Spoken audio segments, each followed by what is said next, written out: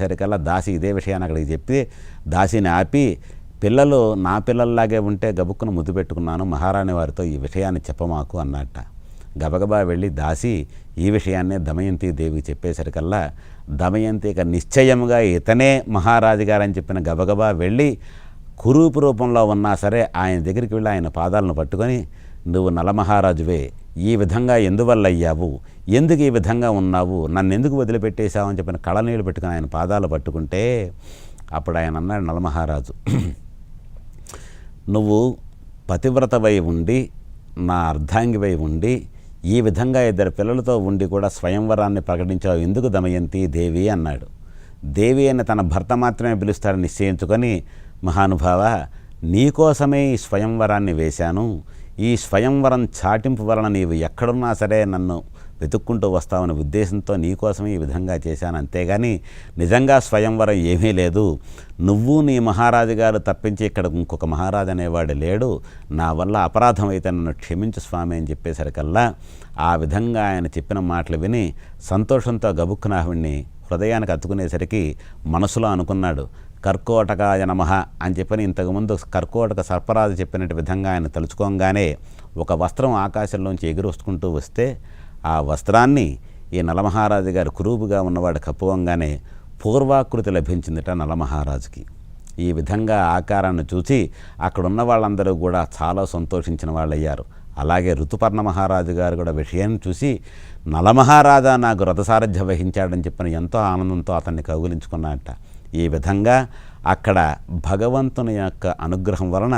ఈ నలదమయంతులిద్దరూ కూడా ఈ విధమైనటువంటి కష్టాలని అనుభవించి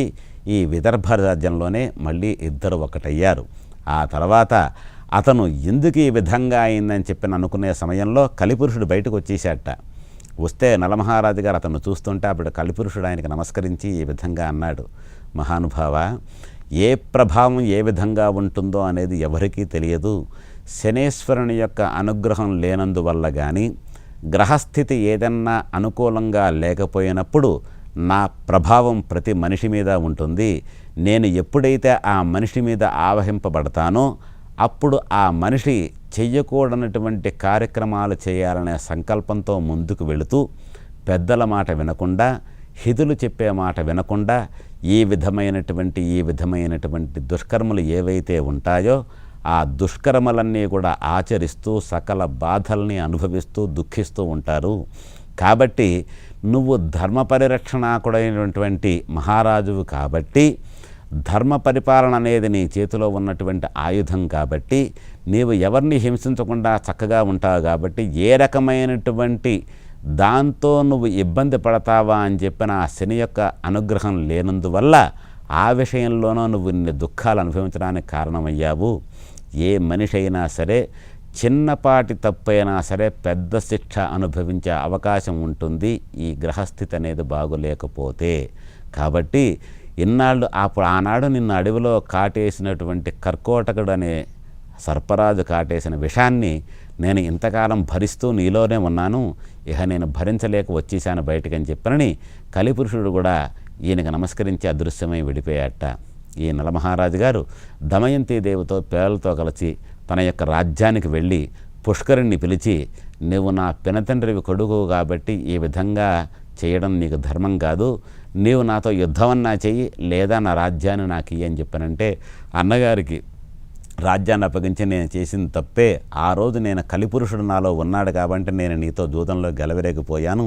పోనీ ఇప్పుడు జూదం ఆడదామని చెప్పారంటే జూదం అనే వ్యసనానికే స్వస్తి అని చెప్పారని అతని రాజ్యాన్ని అతనికి అప్పచెప్పి ఈ విధంగా ఈ పుష్కరుడు అనేటువంటి సోదరుడు తన రాజ్యానికి వెళ్ళిపోయాట. కాబట్టి ఈ నలదమయంతుల చరిత్ర మనం ఈరోజు ఎందుకైతే చెప్పుకున్నామంటే, ఎవరైతే వీరి యొక్క చరిత్రను వింటారో వారికి శని బాధ ఎందువల్ల తొలగిపోతుందయ్యా అని చెప్పానంటే, ఈ విదర్భ దేశం నుంచి తన రాజ్యానికి నిషిద్ధ రాజ్యానికి వస్తున్న సమయంలో శనీశ్వరుణ్ణి అనేక రకాలుగా ప్రార్థించాట నలమహారాజు గారు. ప్రార్థించినప్పుడు శని భగవానుడు ప్రత్యక్షమయ్యి ఏం వరం కావాలో కోరుకో నాయనా అని చెప్పానంటే, మహానుభావ నీ అనుగ్రహం ఉంటే చాలు, నాకు వరాలు ఏమీ అక్కర్లేదు, కానీ నా యొక్క దృష్టాంతాన్ని నా యొక్క చరిత్రని ఎవరైతే వినగలుగుతారో, ఈ విధంగా చేయకుండా ఉండాలని అనుకుంటారో వాళ్ళని నీ అనుగ్రహంతో రక్షించు తండ్రి అని చెప్పనంటే, అప్పుడు ఆ శని భగవానుడు అన్నట్ట, ఎవరైతే నీ యొక్క చరిత్రని కథగా మలుచుకొని చెప్పుకుంటారో వాళ్ళకి నా యొక్క ప్రభావం తక్కువగా ఉంటుందయ్యా, ఇదే నేను నీకు ఇస్తున్న వరం అని చెప్పనని శని భగవానుడు ఆ నలమహారాజు గారిని ఆశీర్వదించి అదృశ్యమైపోయాట. కాబట్టి భక్తులారా, ఎవరైతే ఈ నలమహారాజు గారి యొక్క చరిత్రని భక్తి శ్రద్ధలతో చదువుకోవడం కానీ, వినటం కానీ, ఈ విధంగా మాట్లాడుకోవడం కానీ చేస్తే ఆ శని బాధ అనుభవిస్తున్నటువంటి వారికి గ్రహదోషం కొంచెం తగ్గి ఆయన యొక్క అనుగ్రహం ఉంటుంది అంటంలో ఏమాత్రం సందేహం లేదు. సర్వే జనా సుఖినో భవంతు. మహాగణాధిపతయే నమః.